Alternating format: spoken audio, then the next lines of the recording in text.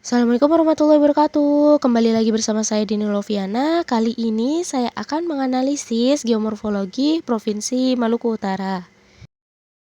Mari kita lihat. Halo teman-teman semuanya, seperti yang telah dibahas di awal ya, bahwa kali ini kita akan membahas tentang analisis geomorfologi Maluku Utara. Oke, kita next. Mana nih orang Maluku Utara? Di Perapat yuk. Nah, di sini ada peta kepulauan Indonesia yang merupakan peta dari negara kita. Oke, langsung kita next. Nah, ini adalah provinsi Maluku Utara yang akan kita analisis nih teman-teman. Oke, katanya ada yang bilang bahwa Maluku Utara itu hampir sama seperti Pulau Sulawesi. Nih, bisa dilihat ya bahwa khususnya di Kepulauan Halmahera ini sama berbentuk seperti K dan hampir sama seperti di Pulau Sulawesi. Dan ada juga ini yang bilang bahwa Provinsi Maluku Utara itu adalah kakak dari Pulau Sulawesi. Katanya ya. Ayo kita analisis. Nah, jadi Provinsi Maluku Utara ini terjadi karena adanya penunjaman atau subduksi di Laut Maluku ke arah barat Zul Sangihe. Nah, di sini nih posisi lempeng Laut Maluku. Peristiwa ini mengakibatkan terbentuknya zona subduksi ke arah timur atau Halmahera. Nah, lempeng Laut Maluku itu terus masuk ke dalam bumi. Kenapa? Karena lempeng Laut Maluku itu merupakan lempeng lempeng samudra ya, yang artinya dia akan menunjam gitu yang artinya dia akan masuk ke dalam bumi ketika ada pertabrakan dengan atau didesak dengan lempeng benua gitu. Karena lempeng laut itu atau lempeng samudra itu lebih tipis daripada lempeng benua. Nah, lempeng laut Maluku itu terus masuk ke dalam bumi karena adanya subduksi atau penunjukan atau penunjaman dari lempeng Halmahera. Nah, lempeng Halmahera itu di sini, di sebelah timur, yang terus bergerak menuju ke arah barat dengan kecepatan 6,7 cm per tahun. Nah, jadi di sini bukan hanya lempeng Halmahera ini yang menunjang, tapi di sini juga ada lempeng Sanghe. Nah, di sini yang juga menunjam. Nah, lempeng Sanghe ini berada di arah barat dan terus menunjam ke arah timur dengan kecepatan 1,7 cm per tahun. Nah, dua subduksi lempeng tersebut menyebabkan adanya gaya kompresi dari arah barat dan dari arah timur yang mengakibatkan dua lempeng saling menekan dan menyebabkan sesar naik atau thrust fault yang menjadi penyebab utama terjadinya gempa di daerah tersebut. Jadi, kalau ada gempa di Provinsi Maluku Utara itu mayoritas karena pergerakan dari busur atau lempeng Halmahera dengan lempeng Sangihe, busur Sangihe. Tumbukan antara busur Sangihe dan busur Halmahera ini sudah tampak ternyata pada masa Pliocene. Tumbukan ini diawali dengan busur Halmahera yang pecah pada jalur vulkanik aktifnya, kemudian terjadi pergerakan yang menyebabkan bagian belakang busur pindah menuju ke bagian depan busur. Di kawasan Pulau Obi, mana nih Pulau Obi? Nah, di sini di kawasan Pulau Obi, bagian busur bergerak menuju ke depan.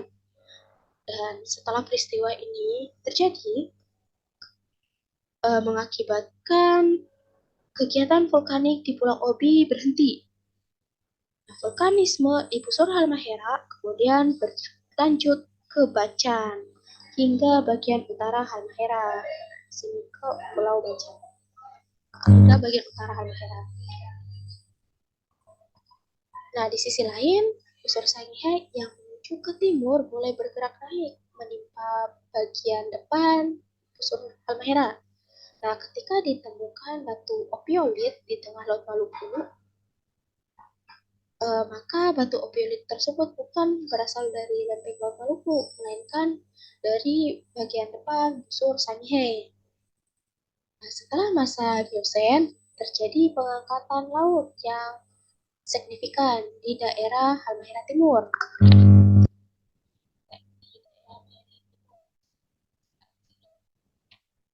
Hal tersebut ditandai oleh adanya ketidakselarasan atau ketidaksamaan yang tampak pada dasar batu gamping yang sekarang terbuka hingga 1 kilometer di atas permukaan laut. Jadi ada ketidakselarasan nih dari batu gamping yang ada di Halmahera bagian timur dengan Halmahera di bagian lainnya. Nah, dari arah barat laut sampai tenggara juga terdapat sesar, merupakan pengangkatan. Pada masa Miocene juga terjadi penurunan di Teluk Kao. Nah, Teluk Kao-nya itu posisinya di sini terjadi penurunan di Teluk Kao.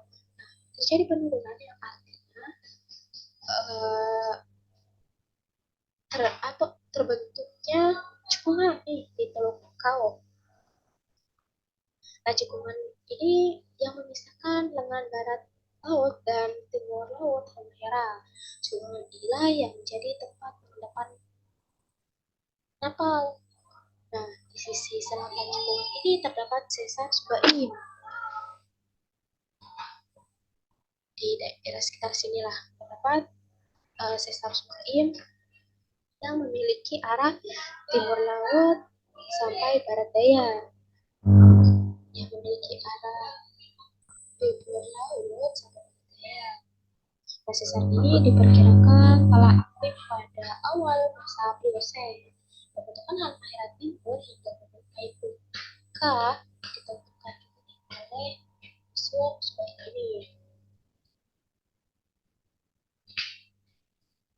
Nah, Halmahera itu didominasi oleh sesar-sesar vertikal, tetapi ada juga nih teman sesar yang memiliki arah berbeda. Nah, salah satu sesar tersebut adalah sesar Sorong yang berada di selatan Halmahera. Di sini nih, sesar Sorong. Jadi, nah, dari jalurnya dari sini, sesar Sorong kan dari Pulau Papua ya, yang misalkan kalau dulu coba sih. Nah, sesar ini terlihat dalam bentuk posisi pulau Bacan hingga menjadi tegak lurus dengan arah sesar utara. Nah, sesar transform inilah yang memutar pulau di ujung selatan Halmahera menuju ke arah barat hingga memiliki posisi seperti sekarang. Nah, eh, di daerah provinsi ini jalur subduksi ya benar sekali karena diakibatkan oleh adanya longsor Halmahera di sini yang memanjang sepanjang Kepulauan Halmahera. Nah, bukan hanya itu saja nih teman-teman. Nah, kan Indonesia itu terletak di antara dua jalur gunung muda. Ada yang masih ingat nggak nih? Benar sekali, Sirkuit Pasifik dan Sirkuit Mediterania. Provinsi Mediterania itu masuk ke dalam jalur Sirkuit Pasifik. Dan arahnya itu dari sini. Sip, dari sini. Masuk ke dalam uh, jalur Sirkuit Pasifik. Jadi gak heran nih teman-teman kalau misalkan di Kepulauan Halmahera ini terdapat banyak sekali pegunungan vulkanik. Fisiografi di Pulau Halmahera itu di daerah Halmahera meliputi lengan bagian timur laut, lengan tenggara, dan beberapa pulau kecil di sebelah timur. timur Kepulauan Halmahera terdiri dari pegunungan belerang terjal dan torehan sungai yang dalam, serta sebagian punya morfologi kars. Morfologi pegunungan berlereng terjal, merupakan cerminan batu keras. Jenis batuan penyusun pegunungan ini adalah ultrabasah. Morfologi kars terdapat pada daerah batu gamping dengan perbukitan yang relatif rendah dan lereng landai. Nah, untuk daerah Halmahera Barat, seperti bagian utara dan lengan selatan Halmahera, terdiri dari perbukitan yang tersusun atas batu sedimen. Pada batuan gamping berumur neogen dan morfologi kars, dan di beberapa tempat terdapat morfologi kasar yang merupakan cerminan batuan gunung api berumur Oliosen. Nah, daerah busur kepulauan Gunung Kuarter atau busur Halmahera meliputi pulau-pulau kecil di sebelah barat Pulau Halmahera. Deretan pulau ini membentuk suatu busur kepulauan Gunung Api Kuarter. Letaknya di sini. Sebagian pulaunya mempunyai kerucut gunung api yang aktif. Oke. Nah, untuk Pulau Mempoli itu terkelompok ke dalam tipe pulau tektonik, teras ke atas, masuk dalam bagian dari tektonik Banggai Selayar, Sulawesi. Sebelah timur Taliabu terdapat Pulau Banggai dan Peleng. Sebelah barat Taliabu terdapat pulau-pulau kecil lainnya. Terus ada Pulau Ternate, itu yang merupakan salah satu daerah pulau yang memiliki gunung berapi dari barisan-barisan selama vulkan aktif yang melintang di kawasan Asia Timur ke Asia Tenggara dari utara ke selatan, dan terdapat jenis tanah ritosol yang memiliki bahan hidup utama batu pasir. Oke, kita next. Nah, di sini aduh apa nih? Ada yang tahu nggak? Ya, benar sekali. Ini adalah beberapa basin atau cekungan yang berada di Kepulauan Halmahera di Provinsi Maluku Utara.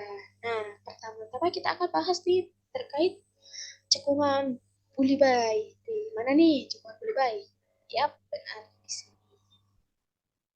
Nah, cekungan Bulibai itu merupakan salah satu cekungan di timur Indonesia, terletak di sekitaran Pulau Halmahera pada koordinat 128,5 derajat sampai 130,4 derajat bujur timur dan 0 derajat sampai 1 derajat lintang utara.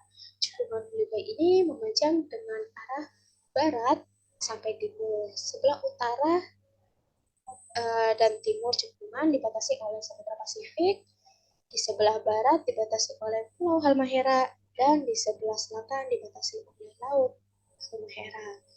Luas total cekungan Bulibai sekitar 15.360 km persegi. Keseluruhan cekungan ini melintasi wilayah perairan di sebelah timur Pulau Halmahera. Batuan dasar dari cekungan ini sudah ada nih sejak periode tersier dan memiliki ketebalan sedimen antara 1 sampai 2 km dengan kedalaman cekungan antara 0 sampai 2.000 meter. Aduh, dalam ya. Oke, dari cekungan Bulibai kita akan bergerak nih ke cekungan Kaubai. Nah nih cekungan Kaubai, ya di sebelah sini. Jadi cekungan Kaubai ini merupakan salah satu cekungan di kawasan timur Indonesia. Lokasinya berada di sebelah barat utara Pulau Halmahera pada koordinat 128 derajat sampai 129 derajat bujur timur dan 2,5 derajat sampai 1 derajat lintang utara. Cekungan ini menempati wilayah perairan dan sebagian kecil wilayah daratan di Pulau Halmahera. Luas total cekungannya sekitar 7.621 km persegi. dengan luas daratannya 975 km persegi dan luas lautan 6.646 km persegi. Batuan dasar cekungan ini sudah ada sejak periode Jurasik dan ketebalan sedimennya 1-3 km dan kedalaman cekungannya 0-3.000 meter. Nah, cekungan ini berbentuk irregular memanjang dengan arah timur laut sampai barat daya. Sebelah utara cekungan dibatasi oleh Pulau Morotai, di sebelah timur di sebelah timur itu dibatasi oleh Samudra Pasifik, dan sedangkan di sebelah barat dan selatannya dibatasi oleh Pulau Halmahera. Nah, dari cekungan Kaubai ini atau Kaubai Basin, kita meloncat ke cekungan Obi atau Obi Basin. Jadi yang mana nih? Ada dua nih, di sini dan di sini. Jadi cekungan Obi Utara dan Obi Selatan memiliki kedalaman 1000 meter atau 1 kilometer. Cekungan Obi Utara berarah dari utara sampai selatan. Di bagian barat dibatasi oleh patahan-patahan dari jalur tumbukan di Laut Biru, dan Obi Selatan dibatasi oleh Pulau Obi di bagian barat yang diisi oleh material-material vulkanik dan vulkanik plastik serta batu gamping. Nah, dari cekungan Obi ini terdiri dari batuan induk relief, yaitu batuan ultramafik. Bukan cuma batuan ultramafik nih teman-teman, juga ada batuan malihan, batuan metasedimen, tersier, batuan vulkanik, dan sedimen sheet reef, serta batuan sedimen dan vulkanik post reef. Nah, batuan induknya tersusun atas batuan ultramafik yang merupakan batuan karang samudera, batuan formasi tepas, dan batuan metasedimen derajat rendah. Formasi Loleobaso merupakan batuan karang benua. Menurut peta geologi, batuan utara Mafik berumur pratersier, yaitu akhir Trias hingga Jura awal. Formasi Loleobaso berumur pratersier, yaitu Jura awal sampai Jura akhir. Nah, selanjutnya kita meloncat nih. Kemana? Yaps, ke sini. Salah. Kita ke cekungan Sula dulu nih, atau Sula Basin. Nah, cekungan Sula merupakan cekungan yang terletak di utara Kepulauan Banggai Sula. Mempunyai bentuk relatif memanjang dari arah barat sampai timur, yang secara geografis berada di antara bujur 123 derajat sampai 126 derajat bujur timur dan 0 derajat sampai 2 derajat bintang selatan, dengan luas kurang lebih sekitar 12.580 km persegi. Kepulauan Banggai Sula merupakan prokontinen yang berasal dari barat laut benua Australia yang terbentuk pada Paleozoikum, yang kemudian terseret ke arah barat sampai posisinya pada saat ini. Pergerakan ini dikontrol oleh sesar geser mengiri atau yang sering disebut sebagai sesar sorong. Dan tadi sudah saya jelaskan ya di mana letak dari sesar sorong tersebut. Nah, untuk mikrokontinen Banggai Sula dikenal sebagai Banggai Sula Platform, yang merupakan kompleks batuan yang terdiri atas batuan metamorf berumur karbon, batuan plutonik, dan volkanik Permo-Trias yang ditumpangi atau yang ditumpuk secara tidak selaras oleh seri batuan sedimen pasif margin yang berumur jura, kalsikutit, kapur, dan karbonat platform tersier. Nah, dari cekungan Sula atau Sula Basin, kita lompat ke cekungan Wedabai atau Wedabai Basin. Cekungan Wedabai merupakan salah satu cekungan yang berada di Indonesia Timur. lokasinya berada di sebelah timur laut Pulau Halmahera, tepatnya di koordinat 0 derajat lintang utara dan 127 derajat sampai 129 derajat bujur timur.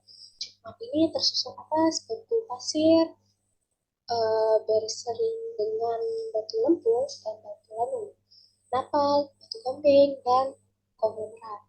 Batu pasirnya itu terdiri dari batu pasir arkosa, batu pasir konglomerat, dan batu pasir graduate. Nah, untuk batu lempungnya itu terdiri dari batu lempung kehijauan, batu lempung lanau, dan batu gamping pasir.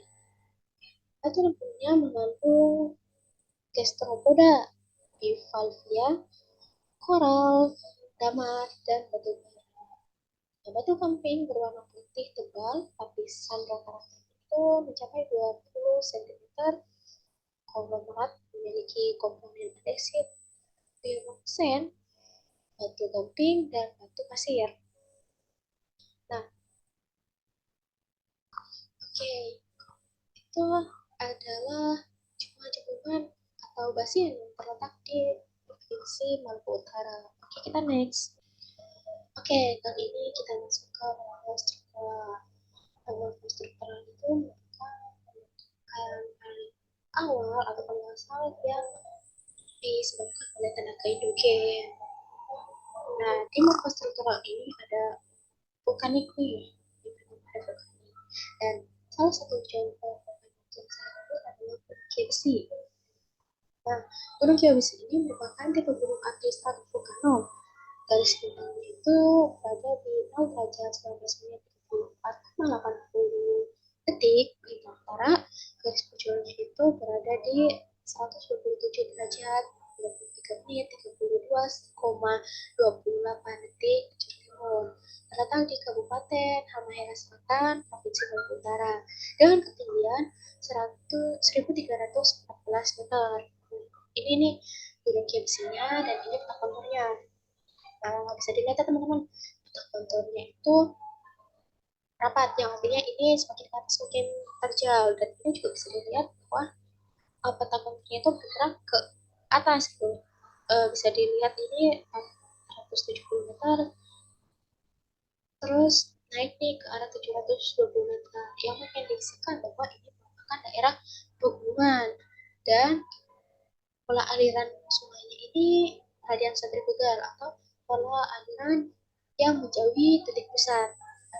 Next, untuk contoh vulkanik yang kedua itu saya mengambil Gunung Gamalama yang merupakan tipe gunung api stratovulkanom kerucut dan garis lintang 0 derajat 48 menit 33,77 detik lintang utara.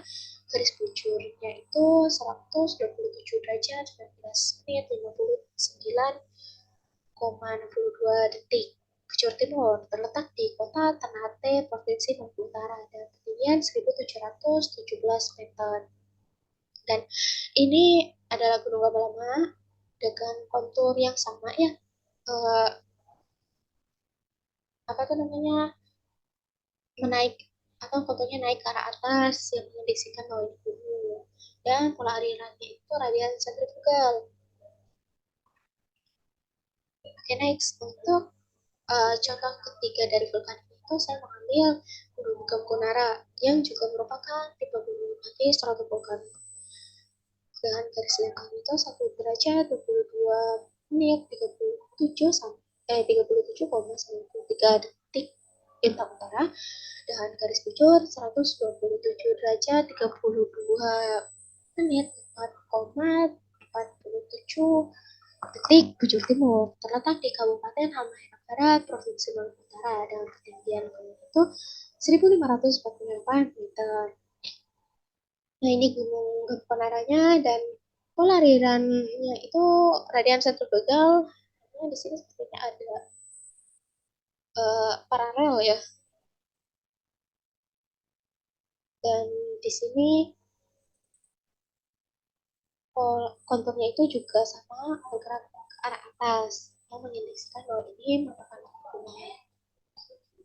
Nah, untuk Contoh selanjutnya dalam program itu saya mengambil buku yang juga merupakan 30 garis strata Vulcano dan garis lintang 1 derajat 29 32,39 detik lintang utara dan garis bujurnya itu 127 derajat 38 menit 12,48 detik bujur timur. Gunung Ibu ini terletak di barat Pulau Halmahera, Provinsi Maluku Utara, dengan ketinggian 1.337 meter. Nah, ini gunungnya dan konturnya juga sama, bergerak atau naik ke arah atas. Oke, lanjut kita masuk ke contoh morfostruktural kedua, yaitu patahan. Nah, dari contoh patahan yang saya ambil, patahan pertama adalah patahan Sula Sorong di Halmahera Selatan. Garis lintangnya itu 1 derajat 32 menit 53,24 detik lintang selatan dan garis bujurnya itu 127 derajat 43 menit 17,14 detik bujur timur, terletak di Kabupaten Halmahera Selatan, Maluku Utara. Ketinggiannya itu mencapai 466 meter. Nah, di sini nih patahan Solo-Solonya, dan ini pola aliran sungainya merupakan pola aliran rektangular yang mendeteksikan bahwa ini adalah daerah patahan, dan untuk peta konturnya itu rapat, yang artinya curam, dan itu juga menandakan bahwa ini adalah daerah patahan. Lanjut ke patahan kedua, ada patahan Subaim di Halmahera Timur. Nah, garis lintangnya itu 0 derajat 34 menit 2,78 detik garis lintang utara dan garis bujurnya itu 127 derajat 48 menit 41,30 detik bujur timur, terletak di Kabupaten Halmahera Timur, Maluku Utara, dengan ketinggian 884 meter. Dan ini patahannya dan konturnya juga sama, semakin rapat, artinya menandakan semakin curam, dan pola aliran sungainya ini adalah rektangular. Nah, bisa dilihat nih teman-teman, dari penampang lintangnya ini curamkan, bahkan atau mengindiksikan bahwa ini daerah patahan. Oke, kita lanjut ke patahan selanjutnya, ada patahan Halmahera. Nah, karena patahan Halmahera ini membentang sepanjang Pulau Halmahera, jadi saya hanya mengambil sebagian saja, tepatnya di sekitar Halmahera Selatan, dengan garis lintang 0 derajat 71 menit 54,85 detik lintang utara dan garis bujurnya itu 127 derajat 127 derajat 47 menit 21,73 detik bujur timur, terletak di Kabupaten Halmahera Selatan, Maluku Utara, dengan ketinggian 668 meter. Ini sampel patahan Halmahera yang saya ambil di bagian Halmahera Selatan. Kalau misalkan saya ambil semua, takutnya nggak terlihat jelas, karena saya mengambil sebagian ini saja peta konturnya, peta kontur dan pola aliran sungainya itu sudah agak kurang jelas dilihat gitu ya teman-teman. Nah, di sini peta konturnya sama, rapat sekali ya ini, yang menandakan bahwa ini terjal, iya benar terjal. Dan pola aliran sungainya ini rektangular namun bercampur dengan pola aliran dendritik. Nah, bisa dilihat dari penampang lintangnya yang waduh curam sekali nih, yang menandakan sangat kuat bahwa ini merupakan patahan. Oke, lanjut. Nah, kita masuk ke contoh morfostruktural yang ketiga, yakni lipatan. Nah, saya mengambil contoh pertama itu dari lipatan di buku Sibila. Nah, buku Sibila itu merupakan pegunungan aktif di Provinsi Maluku Utara. Namun, buku Sibila ini merupakan pegunungan lipatan. Nah, garis lintangnya itu berada di 0 derajat 41 menit 16,80 detik lintang selatan, dan garis bujur itu 127 derajat 34 menit 16,38 detik bujur timur, terletak di Kecamatan Bacan Timur. Terletak di Kecamatan Bacan, Kabupaten Halmahera Selatan, Maluku Utara, dengan ketinggian 1.529 meter. Nah, ini konturnya nggak begitu tepat ya, kalau lipatan itu konturnya tidak begitu tepat. Dan pola aliran sungainya itu paralel, nggak bisa dilihat nih dari penapang lintangnya. Yang agak landai. Oke, kita masuk ke contoh lipatan yang kedua, yakni lipatan di Gunung Wasil. Nah, Gunung Wasil bukan, ini juga masuk ke dalam kategori pegunungan lipatan. Nah, garis lintangnya itu 1 derajat 22 menit 0,16 detik lintang utara, dan garis bujur 128 derajat 22 menit 40,66 detik bujur timur, dan letaknya itu di Kabupaten Halmahera Timur, Maluku Utara, dengan ketinggian 433 meter. Saya bisa dilihat nih, konturnya juga nggak begitu rapat, yang artinya ini tidak begitu terjal, dan lipatannya dan pola aliran sungainya itu paralel di panjang-panjangnya. Terus di sini penapang lintangnya juga tidak begitu curam. Kita masuk ke lipatan yang selanjutnya, yakni ada lipatan di dekat patahan Sorong. Jadi tadi di dekat patahan atau sesar Sorong tadi terdapat lipatan. Nah, yang berada di lintang 1 derajat 25 menit 17,71 detik lintang selatan, dan garis bujurnya itu 127 derajat 46 menit 16,76 detik bujur timur, terletak di Kecamatan Ubi, Kabupaten Halmahera Selatan, Maluku Utara. Ketinggiannya itu mencapai 916 meter.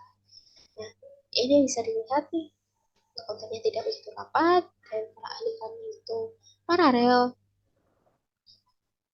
dan penapang lintangnya juga tidak begitu terjal ya, teman-teman. Oke, kita masuk ke kelompok klimatik. Apa nih kelompok klimatik? Jadi kelompok klimatik itu adalah bentuk lahan yang dipengaruhi oleh iklim. Gimana tuh? Ya, kita next biar kalian nggak makin penasaran. Jadi di morfoklimatik ini ada contoh yang pertama adalah dedu nasional. Dedu nasional itu merupakan bentuk lahan yang dipengaruhi oleh curah hujan sih, karena ini mengindeksikan longsor. Contoh pertama itu ada longsor di Gunung Gamalama. Garis lintangnya itu 0 derajat 28 menit 33,77 detik lintang utara, dan garis bujur itu 127 derajat 19 menit 59,62 detik bujur timur, terletak di Kota Ternate, Provinsi Maluku Utara, dengan ketinggian 1.496 meter. Nah, pola alirannya ini aliran sentrifugal, dan ini konturnya rapat, ya, semakin terjal, dan konturnya itu menaik ke atas. Yang ini adalah daerah gunungan. Nah, ini di bawah ini ada contoh atau bukti dari longsor yang ada di Gunung Gamalama. Terlihat bahwa di sini ada seperti pitak atau botakan, yang mengindeksikan ini pernah terjadi longsor. Jadi di sekitarnya itu terdapat vegetasi, sedangkan di daerah yang longsor tidak terdapat vegetasi, karena ketika longsor ya vegetasinya ikut longsor ke bawah gitu. Nah, ini juga dibuktikan dari penopang lintangnya. Penopang lintangnya itu nggak lurus gitu, jadi saat ini longsor di sini mengendap di sini gitu, terus turun lagi, nah longsor di sini mengendap di sini gitu. Oke, next kita masuk ke contoh daerah nasional yang kedua, itu longsoran di Bukit Bibinoy. Nah, garis letangnya itu 0 derajat 46 menit 36,13 detik lintang selatan, dan garis puncaknya itu 127 derajat 44 menit 6,16 detik bujur timur. Terletak di Kecamatan Bacan, Kabupaten Halmahera Selatan, Maluku Utara, dengan ketinggian 1.733 meter. Nah, ini alirannya itu radius vertikal. Di sini juga merupakan bukan tuh sih, tapi saya juga nggak ngerti kenapa dinamain bukit gitu, bukit gitu.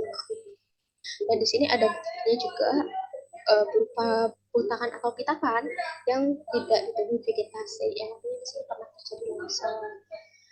Nah, ini juga ada bukti dari penumpang penumpangnya nih, teman-teman. Sering. Nah, ketika terjadi longsor, dia mengendap di sini. Jadi, sehingga menimbulkan di sini terdapat kayak gundukan gitu. Oke, untuk dengan nasional yang selanjutnya kita bahas tentang longsoran di Gunung Jailolo. Nah, garis letaknya itu 1 derajat 44,31 detik lintang utara, dan garis puncaknya itu 127 derajat 26 menit 50,13 detik bujur timur. Terletak di Kabupaten Halmahera Barat, Provinsi Maluku Utara, dengan ketinggian 1.415 meter. Nah, ini pola alirannya sama, radius vertikal, dan ini waduh terlihat sekali ya, ini kotaknya sama pitaknya itu. Nah, terus juga dibuktikan juga dari penampang mintanya. Seret. Nah, di sini ada gundukan juga. Oke, next kita masuk ke contoh morfoklimatik yang kedua, yaitu fluvial. Nah, fluvial ini adalah bentuk lahan sungai sih, dari sungai. Nah, fluvial sendiri, yang pertama saya mengambil besar sungai di daerah Tayawi, di Sungai Tayawi, dan garis lintang 0 derajat 26 menit 57,73 detik lintang utara, dan garis bujurnya itu 127 derajat 41 menit 36,68 detik bujur timur. Terletak di Kecamatan Oba, Kota Tidore, Kepulauan Maluku Utara. Dan ini bisa dilihat nih sungainya, dan ini konturnya itu bergerak ke arah bawah gitu ya. Jadi katanya dari kontur 150 meter menuju ke kontur yang 30 meter. Ini memprediksi bahwa di sini adalah daerah sungai, karena mungkin sungai berada di dataran tinggi atau di apa tuh namanya, di gunung gitu, di bawah gunung. Jadi sungainya ada di bawah gunung pastinya, lereng gunung. Nah, ini buktinya bahwa ini merupakan hasil pengendapan sungai. Jadi yang dinamakan sungai itu adalah hasil pengendapan sungai dari Sungai Tayawi. Oke, kita lihat selanjutnya. Nah, di sini ada yang namanya gosong sungai air tatam. Nah, di sini garis lintangnya itu 1 derajat 7 menit 36,75 detik lintang utara, dan garis puncaknya itu 128 derajat 33 menit 14,43 detik bujur timur, dan terletak di Kecamatan Mabat, Kabupaten Halmahera Timur, Maluku Utara. Dan di sini sungainya dan konturnya juga sama, ini bergerak ke arah bawah. Dan ini juga merupakan hasil endapan sungainya, yang sering disebut sebagai gosong sungai. Oke, kita lanjut ke morfoklimatik yang ketiga, yaitu ada solusional atau karst. Seperti yang kita tahu, karst itu bukan batu sih, maksudnya karst itu adalah kapur, bisa batuan kapur ataupun daerah kapur gitu. Jadi asal mula karst ini awalnya dari pengangkatan laut. Jadi pengangkatan laut itu dari dasar laut yang terangkat ke daratan atau dari dasar laut yang mengalami pengangkatan sehingga air lautnya itu kan mengandung garam dan air laut itu menguap. Nah, dari uap air lautnya itu menyebabkan daerah tersebut berwarna putih sehingga disebut kapur atau karst. Nah, dari karst saya mengambil dua bukit dulu yang merupakan dua karst yang ada di Palangkaraya dengan garis lintang 0 derajat 29 menit 26,90 detik. Lintang utara dan garis bujurnya itu 128 derajat 66 menit 2,10 detik.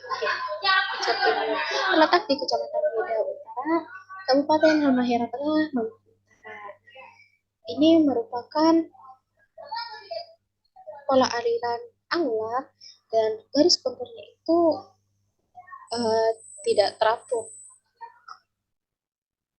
Itu untuk ke karst di Pulau Taliabu. Nah, jadi kan awalnya tadi udah dijelasin kalau misalkan pulau-pulau yang ada di provinsi Papua itu awalnya adalah lautan yang mengalami pengangkatan karena adanya subduksi di busur Halmahera atau lempeng Halmahera dengan lempeng Sanghe atau busur Sanghe. Artinya kebanyakan di Pulau Maluku itu awalnya merupakan dasar laut yang mengalami pengangkatan sehingga di Pulau Taliabu ini kan ada karst dengan garis lintang 1 derajat 45 menit 38,51 detik. Lintang selatan garis bujurnya itu 125 derajat 60,9 detik. Bujur timur terletak di Tubang, Kecamatan Taliabu Timur, Kabupaten Kepulauan Sula, Maluku Utara. Nah, ini buktinya nih, begini kan.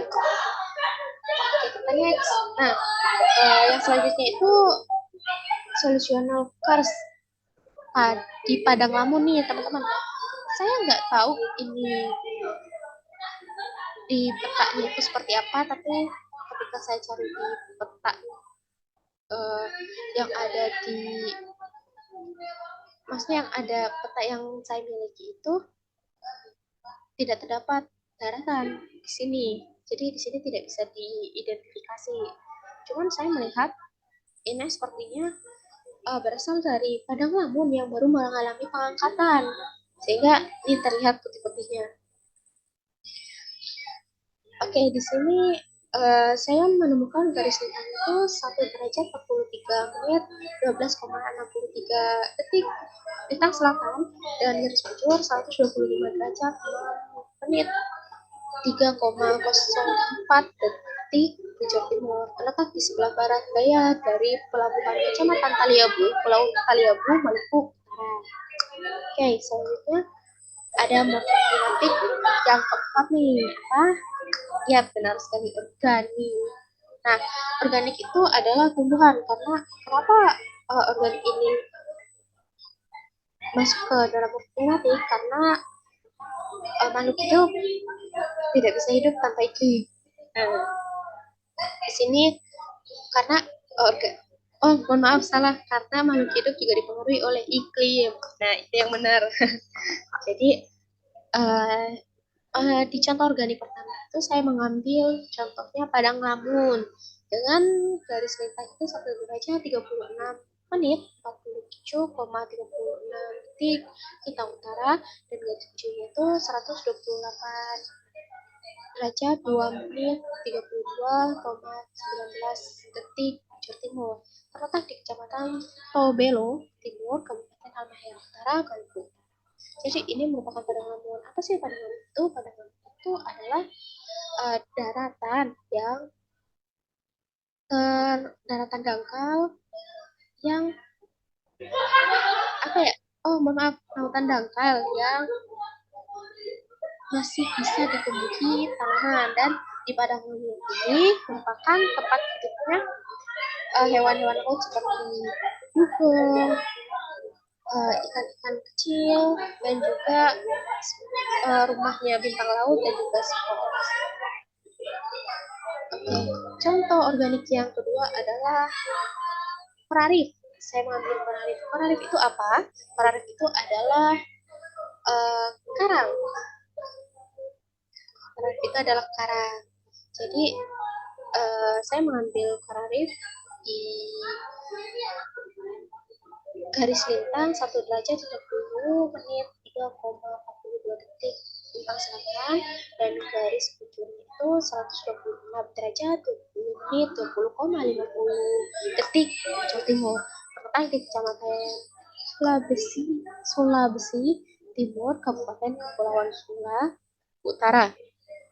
Oke, untuk morfoklimatik selanjutnya saya mengambil organik atau rawa organik, yaitu dari rawa bakau. Maaf.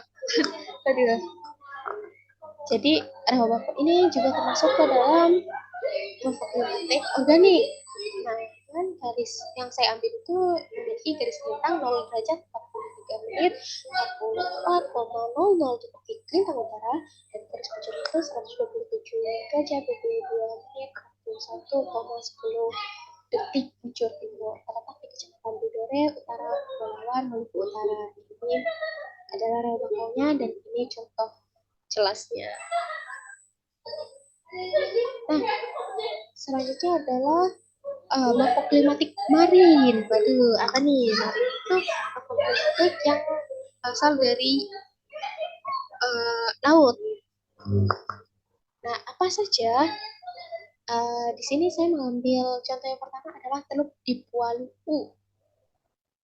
Nah, garis lintangnya itu 1 derajat 46 menit 10,30 detik lintang selatan, dan garis bujurnya itu 125 derajat 31 menit 37,20 detik bujur timur, letak di Kecamatan Mangoli Utara, Kabupaten Kepulauan Sula, Maluku Utara. Untuk contoh selanjutnya saya mengambil Tombolo. Nah, Tombolo itu apa sih? Nah, ini tampak seperti batu ya teman-teman. Tapi yang sebenarnya Tombolo ini juga merupakan salah satu bagian dari daratan ini. Namun mereka terpisah karena adanya hantaman air laut atau ombak laut yang terus menerus sehingga membuat mereka terpisah. Nah, Tombolo ini saya mengambil di garis lintang 1 derajat 43 menit 24,93 detik lintang utara, dan garis bujur itu 127 menit 34 detik 34 menit 127 derajat, mohon maaf, 34 menit 14,66 detik bujur timur, terletak di sebelah selatan Tanjung Bongiloi, Kecamatan Loloda, Kabupaten Halmahera Barat, Maluku Utara. Nah, untuk contoh marin yang selanjutnya saya mengambil Laguna. Nah, Laguna itu apa sih? Nah, Laguna ini merupakan danau di tepi, maaf, aduh terbongkar nih. Danau di tepi laut.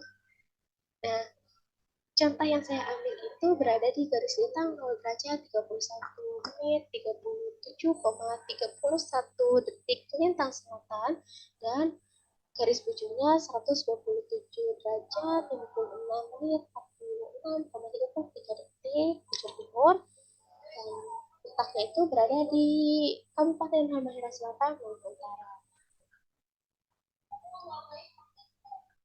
Oke, kita lanjut ke contoh yang selanjutnya.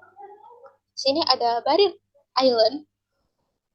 Nah, Barir Island apa lagi sih ini? Barir Island itu merupakan tumpukan pasir yang disebabkan oleh adanya arus dari air laut.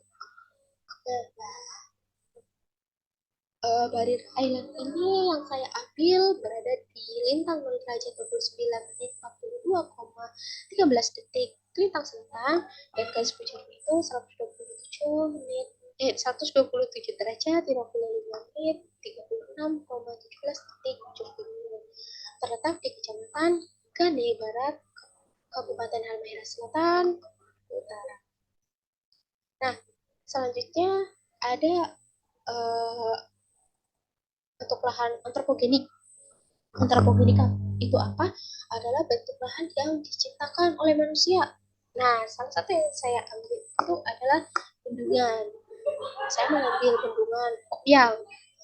Nah, ini jika dilihat dengan citra satelit, dan ini bentuk asli dari bendungannya. Nah, bendungan Opial itu berada di garis lintang 1 derajat 2 menit 15,96 detik lintang utara, dan garis bujurnya itu 128 derajat 9 menit 59,23 detik bujur timur, terletak di Kecamatan Hasil, Kabupaten Halmahera Timur, Maluku Utara. Nah, untuk bendungan yang kedua itu saya mengambil bendungan Tayawi. Nah, ini berupa bendungannya dari penampakan citra satelit. Ini adalah untuk bendungan aslinya. Nah, bendungan Tayawi ini berada di bintang 0 derajat 26 menit 34 detik bintang utara, dan garis bujurnya itu 127 derajat 44 menit 4,62 detik bujur timur, terletak di Kecamatan Oba, Kota Tidore, Kepulauan Maluku Utara. Sekian dari pemaparan saya terkait analisis morfologi di daerah di Provinsi Maluku Utara. Kurang lebihnya saya mohon maaf. Saya Dina Laviana, pamit undur diri. Wassalamualaikum warahmatullahi wabarakatuh. Sampai jumpa di next video. Terima kasih.